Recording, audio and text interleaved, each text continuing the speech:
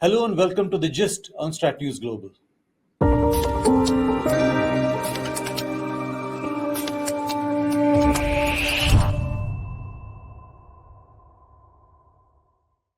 Good evening, I'm Surya Gangadharan and welcome to another edition of The Gist. As many of you may be aware, China has a new foreign affairs law. It appears to concentrate more power in the hands of the President Xi Jinping, and it appears to be more internal in its focus for what is supposed to be externally oriented law. So, exactly what is the purpose behind this law? We're going to try and examine this entire legal structure. And I have with me from Taipei Dr. Jun Lee of the INSDR think tank. It is a premier think tank in Taiwan. Sir, welcome. Glad to have you. Thank you, Saya. It's a pleasure for me to be here. Dr. Jun, this new foreign affairs law, can you just give us a broad idea of what it is? What is the purpose? China's foreign relations law or foreign affairs law was adopted by the Standing Committee of the National People's Congress, China's legislature, on June 28th. It went into force on July 1st. The law consists of 6 chapters and 45 articles. China's top diplomat Wang Yi, who now serves as the director of the Chinese Communist Party's Central Committee Foreign Affairs Commission, published an op-ed on the People's Daily on June 29th explaining the significance of the law. I think, in a nutshell, the law reflects Xi Jinping's attempt to contest the international legal order. Behind the foreign relations law is a view or discourse of China's external relations, how China should engage and regulate its external relations. So, while it is or it may appear odd as to how a domestic law can challenge the international legal order, it is the logic behind that law that deserves our attention. In addition, the law puts forth several controversial articles. If left unchecked, I think this may have negative impacts on international politics in the long run. When you say if left unchecked, are you saying left unchecked by the international community? This is a Yes, domestic law you mentioned. yes. And so, personally, I would like to suggest that the foreign relations law be understood from a perspective of legal warfare or lawfare, which means the use or misuse of the law to achieve military objectives, that is, to win over its opponent. Legal warfare, together with public opinion warfare and psychological warfare, constitute the People's Liberation Army's doctrine of the three warfares. The three Mhm. warfares were put forth by the PLA in 2003, the aim of which is to pursue what Sun Tzu said, winning without fighting. Mhm. Legal warfare seeks to make an opponent to believe that China's action, whether military or not, is rightful and legitimate, thereby rendering the opponent unwilling to fight against China. So, if China is able to convince the international community to accept, for instance, the use of force to resolve territorial and sovereignty issues is a rightful action, sanctioned by the United Nations Charter, it can undermine the US will to assist Taiwan militarily and to recover Taiwan without much international or foreign intervention. The same also applies to other disputes China has with others, for instance, India. So I think it is for this reason I think that although the foreign relations law is a domestic law, it nevertheless has external implications. Mhm. So, when you say challenge, what should the international community do? The international community, I mean, because the foreign relations law in essence, is a domestic law, and that belongs to a state's sovereign jurisdiction. So it Yeah. is not, there's little space for other countries to say or to persuade China that the law is problematic. So I think the international community at least can do is that if China invoke one of its controversial articles against a foreign organization or individual, it is very important for foreign countries, not only the government of that organization or individual in question, but also other governments to say that that is an unacceptable act by China, and something has to be corrected. I think this is what the international community can do, and I would personally argue must do. And Mhm. if I may, I can give you some examples. Yeah. Um, uh, I think there are three articles that are contentious or controversial in the foreign relations law. Article 8 of the law stipulates that any organization or individual who commits acts that are detrimental to China's national interest shall be held accountable by the law. Article 33 of the law contends that the People's Republic of China has the right to take measures to counter or take restrictive measures against acts that endanger its sovereignty, national security, and development interests. So these two articles potentially put everyone and anyone a target of prosecution. And so, also, in addition, Article 31 claims that the implementation and application of treaties and agreements shall not undermine the sovereignty of the state. Here, of course, refers to China, its national security and public interests. I think this article, Article 31, suggests that any treaty or agreement can be unilaterally revoked by China on the ground of national security. And an example of that in this regard is China's agreement with the United Kingdom regarding the system of Hong Kong. So Mhm. I think these articles are very problematic and do not conform to contemporary international law. Um, it remains to be seen whether China will invoke any of these articles. But if it does, and if it does without international reaction and opposition, then, as just mentioned before, gradually it will turn the current international legal system into one where national security brutally and vaguely defined trumps anything else. Interesting.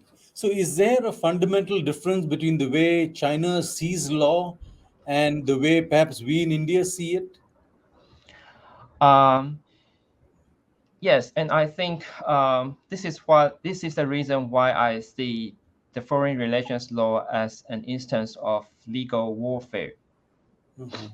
Um, I think to begin with, we may look at what Wang Yi mentioned or what he says about the law. On this June 29th op-ed, he says that the main reason for making the law is to enhance China's capability to struggle, 斗争.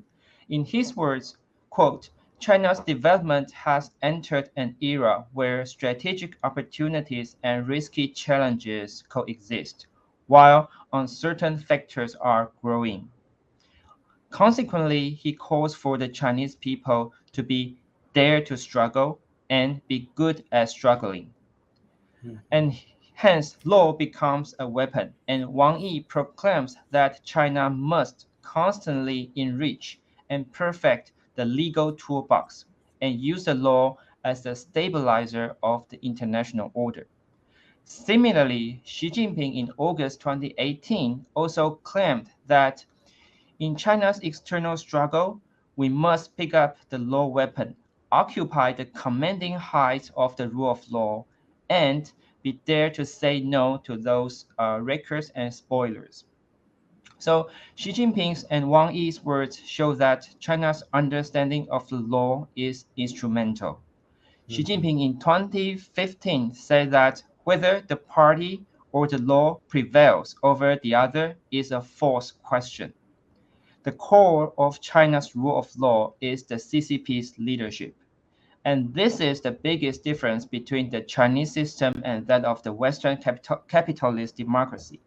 So I think it is more accurate to say that China's view of the law is rule by law, namely, Hmm. the law is a tool for the ruler. And this is in stark contrast to the rule of law in democracies, including India, where Yeah. both the ruler and the ruled must follow the law. So why have they done this? Is it this is something which is being pushed by Xi Jinping, I presume, and his small coterie? Um, yes, I think the weaponization of law reflects China's attempt to reshape the current international order to suit this interest. And if we put this in the context, I think there are two reasons for China to do so. The first results from the rise of China. As we all know that now the Chinese leadership tend to believe that China has been on the rise and deserves its rightful place in the world, as reflected in Xi Jinping's notion of the great rejuvenation of the Chinese nation. And so it has to reshape the international order that it believes serves the interests of Western powers. The other reason is that China's legal warfare comes from a reading of the US. The US supports Taiwan's defense according to the Taiwan Relations Act, which is a domestic law made in the late 1970s. For China, this constitutes an instance of long-arm jurisdiction. That is, a country uses its domestic law to interfere in the domestic affairs of another. So uh, it thinks that it may as well adopt this strategy. So before the passing of this foreign relations law, there were, for instance, the anti-succession law in 2005, the Yeah. anti-foreign sanctions law in 2021, and the anti-espionage law in 2014, and revised in this June. And these are all instances of using domestic law to interfere or to promote its own version and interest in the international stage. And also, the US war on Iraq and Afghanistan without proper UN sanctions also made China to seek to seize the moral ground of preserving the United Nations. So I think these two reasons are driving Xi Jinping to take part in reshaping the international legal order with the United Nations Charter and the UN systems as the main focus. So he's looking to undermine the US and supplant that as the with China as the major power, as the major dominant power in the world. Yes. Tell me, does it? I find increasingly that a lot of the powers that were distributed among other bodies in China appear to be increasingly concentrated within the circle led by Xi Jinping. Is that is how this is proceeding forward? Everything being driven at the from the very top. Um, I think my observation is that we are witnessing two opposite power operating within China. In terms of policy making and also and especially at a strategic level, I think the decision runs from the top to the bottom. So the making of these foreign relations laws, I believe, is part of the CCP leadership's long-term strategy to compete against the U.S. On the other hand, given that China is a big, huge country, not everything the local government, the POA does is directly an order from the top. So, for instance, we see that there are dangerous maneuvers in the South China Sea region, and where the PLA harassed aircraft of Australia and Canada, and even and the PLA Navy conducted dangerous actions Yeah. when approaching the U.S. Frigates. I believe these dangerous or unprofessional actions are not an order directly from the top. They are more they reflect the uh, local governments or even the military's self-perception and their own decision making. So I think are this both powers are operating currently within China, and this could be potentially dangerous because um, uh, in this a dangerous scenario is that the local governments or the PLA the frontline PLA units and local commanders may not be willing to tell or to report the truth on the ground back to Beijing. So there is a gap of information between the top leadership, Xi Jinping and his close circles, and the local units, local governments. So in this scenario, if Xi Jinping is not well informed, it is very likely for him to make wrong decisions. For instance, he may believe that China is strong enough, and so its neighboring countries do not want to confront China. So if this is his perception, and then he may order the PLA to step up the pressure against the neighboring countries. And so, given that the situation on the ground is already tense, it is more likely for any incident to erupt or even escalate into an armed conflict. So I think this is an inherent problem within any authoritarian regime like China. Do you see the military increasingly pushing the envelope in that sense? We've already seen it in the South China Sea, and the scale seems to be going up. So this is being done, as you're indicating, without possibly Xi Jinping's authorization. But is it being reported back to him that this is actually happening on the ground? Well, I think we don't know, but I think if we compare situation in South China Sea on the one hand and the Taiwan Strait on the other, I think the PLA behavior there in these two areas are quite different. In South China Sea, we do see some dangerous maneuvers, but Yeah. in the Taiwan Strait, according to our information, the PLA there are more self-controlled. They tend to constrain their own behavior, not wanting to have any incidents. So I think this reflects that the local units, the PLA, local commanders may have a different understanding of the situation, and Hmm. so and also uh, the PLA in the East Theater that is in charge of the Taiwan affairs may be more well informed that any conflict, any accident can be a disaster for both Taiwan and China. So their behavior is more self-constrained. Whereas in the South China Sea area, where the neighboring countries are much smaller and weaker in terms of military Hmm. strength and also their capacity of coast guards. Yeah. Um, it is a tendency for the Chinese local governments, the Coast Guard units, the PLA, Navy, and also the maritime militias to act more recklessly. So I think Hmm. this explains the difference of behavior pattern in different areas. And Hmm. but again, I don't. We are not sure that whether Xi Jinping is well informed regarding those the truth on the ground.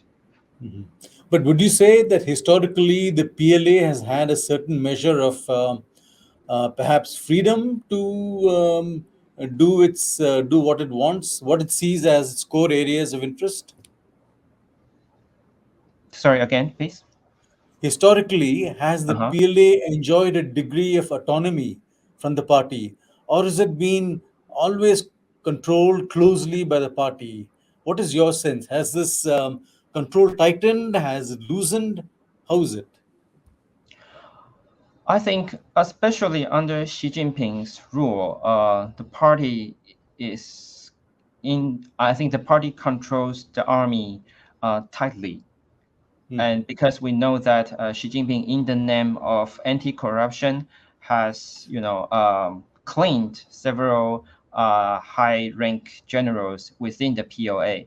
So and also given the internal problems you just mentioned at the beginning, I think that the priority for Xi Jinping now is to maintain internal or domestic stability. And so he certainly doesn't want to see any POA action that is not controlled by him. So I think Xi Jinping himself certainly will seek to control the army, the POA firmly. Although whether he can do this or not is a problem, and that is a question we cannot answer because we don't know their relations.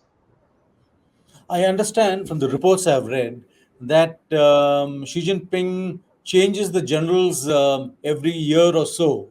They Mhm. move to new positions. They're not allowed to grow roots. Does that impact the military's professional approach, its standing? Yes. Um, well, I'm not an expert in this area, but according to my colleagues' study, uh, the committee within the CCP now consists of generals who are from the army, not Mhm. from the navy. And so one implication of this is that the POA and also the Xi Jinping himself now is not planning to launch an armed conflict in Mhm. the Taiwan Strait. Because if you are preparing a warfare against Taiwan, then of course you will need some experienced naval generals, right? But this is not the case. So I think from the composition of this the Central Military Commission, um, we can infer that Xi Jinping now prioritize the loyalty, the military's loyalty to whether the PLA is able, or the extent to which the PLA can fight. So let's get back to the foreign affairs law. And since we are nearing the end of our time, this is possibly our last question. What can democracies do to counter this law? What should they do? And are there limits to how far this law can be applied, how it can work? Um, I think from a legal warfare perspective, the foreign relations law is an instrument for China in its struggle against the US and its allies and partners. So, if the law is invoked, the targets are most likely the US, its allies and partners, like Japan, Taiwan, Australia, some European countries, and EU officials. But it is still important for other countries like India to treat the law and the discourse behind it carefully. So at a strategic level, I think the China and its foreign relations law seeks to. Uh, it is at a strategic level, China is always likely to terminate or revoke any agreement or treaty with other countries. At the sub-state and individual levels, any organizations and individuals can be prosecuted by China in the name of posing a threat to its security and interest. In the meantime, as organizations and individuals can be intimidated by the foreign relations law, it is crucial for governments to safeguard the freedom of speech. And so, what democratic countries can do is to implement and safeguard to the rule of law. And we need to show to the world that rule of law is not what the practice of the PLA of China. There is a fundamental difference between China's rule by law and democracy's rule of law. And also, I think it is possible for democracies to work together and exploit the weakness, the vulnerabilities of China's legal discourse.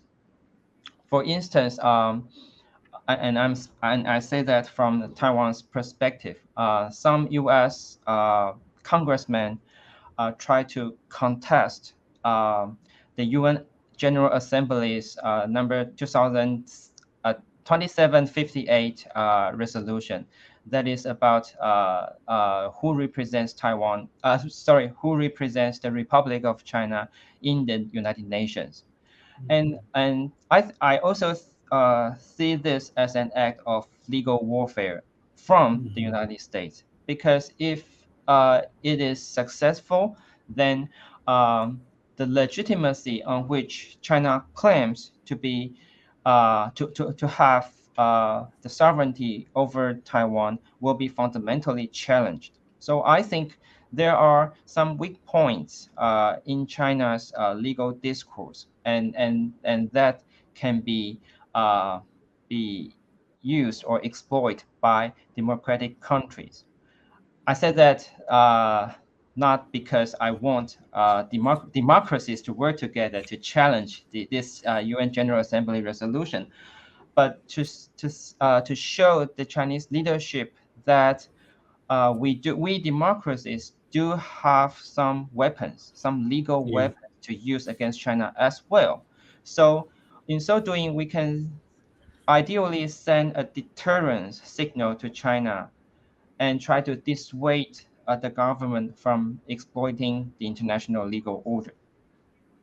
And do you see signs of that happening? I think we witnessed some U.S. congressmen trying to pick up the issue, but currently this is not the official stance of the Biden administration. I think this Yeah. is too sensitive for now, but again, I think it is a potentiality for democracy to exploit, and there may be others as well. Fascinating, very interesting. Dr. Genuinely, thank you very much for your time. It's a great perspective and great insight you offered. Thank you very much. Thank you. And for those of you who have joined us on this conversation, do subscribe to our YouTube channel and follow us on social media and Twitter. Thank you very much. Good night.